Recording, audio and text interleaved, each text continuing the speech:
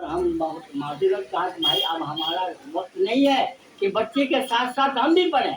हाँ, कोशिश कर रहे हैं तो कोई अच्छा मुनासिब मिल जाएगा तो आपके हम भी करेंगे।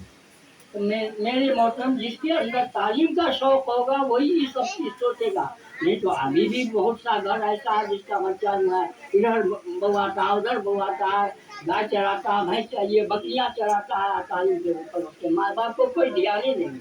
मगर याद रखो, मरने के बाद हर बच्चा से ये सवाल होगा। तो वो बच्चा सवाल करेगा हमारा माँ बाप ने पढ़ाया, माँ बाप से सवाल होगा। इसलिए सबसे पहले तालीम की पूछ होगी, और तालीम होगा तो अल्लाह को पहचान होगा, रसूल की पहचान होगा, दीन का पहचान होगा, हराम हलाल का पहचान होगा।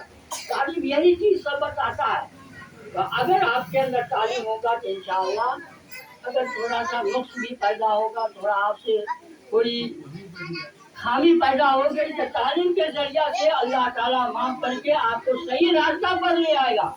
ये यकीन रखिए, ये मेरा विश्वास है। पढ़े लिखे से भी गलती होती है, ऐसी बात नहीं है कि उससे फरिश्ता है, गलती उसे भी होती है, मगर अल्लाह ताला तालीम के जोर से उसको सही रास्ता पर ले आता है। इसलिए हर भाई अपने अपने बच्चों को, अभी मौका है और छूट मिला हुआ है, भेजिए, पढ़ाइए। अगर ये पढ़ाई नहीं पढ़ सका, नहीं पढ़ा सके तो फिर जिंदगी भर पछताते रहिएगा।